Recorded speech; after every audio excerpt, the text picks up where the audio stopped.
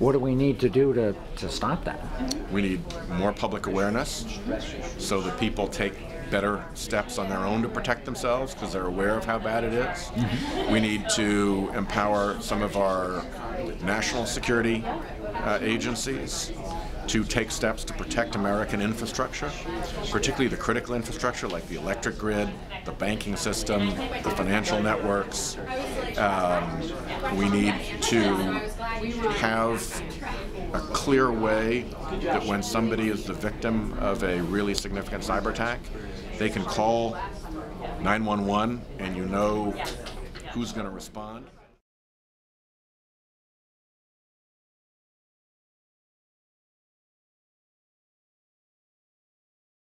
Can you trace it back to the Chinese specifically? Can you see that? There have been a lot of public statements made that connect the major hacks that we've seen recently back to the Chinese. It's hard to do because you can route an attack through a whole bunch of different servers, and you can actually route them through computers that the owner doesn't know are under somebody else's control.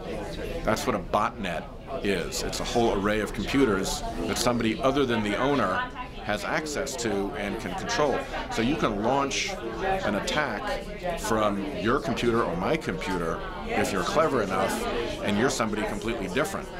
So the tracing is hard, and the tracing often requires overlaying what you know from the computer forensics about where the signal went with what you know because of your covert intelligence capabilities about who's doing what overseas.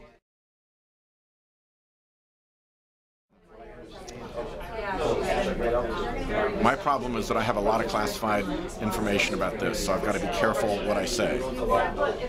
And let me just say that in terms of counterattacks in situations where the attack would amount to an act of war against us, we're doing that. There is a cyber command that has been stood up in the Pentagon. A 4-star general, Keith Alexander, has been put in charge of it. Mm-hmm. He is dual-hatted between the NSA and Cyber Command, so he has the full facilities of NSA at his disposal. And so the military has taken that very seriously, and they're really tasked to do that problem. The gap that we have right now, the bigger gap that we have right now, is our private sector, which is very under-resourced and very often unaware of the extent to which their formulas, their factory plans, their trade secrets, their intellectual property is being stolen out of their computers without their knowledge, because it's still there in your computer. They've copied it. They haven't stolen it, really. Right. So you don't know, you're not aware of the theft. In the way, if they went into your bank account and they took the money out, you'd know right away because the money's not there. If they go into your computer and copy out all of your trade secrets, you may not know. And so there's a big awareness problem on the until a product shows up coming out of China exactly like yours. Exactly like yours. Yeah.